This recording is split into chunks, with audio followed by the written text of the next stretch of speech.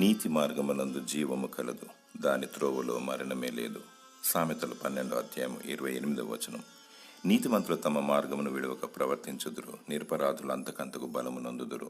యెహోవా తన మార్గములన్నిటిలో నీతి గలవాడు, తన క్రియలన్నిటిలో కృపచూపువాడు.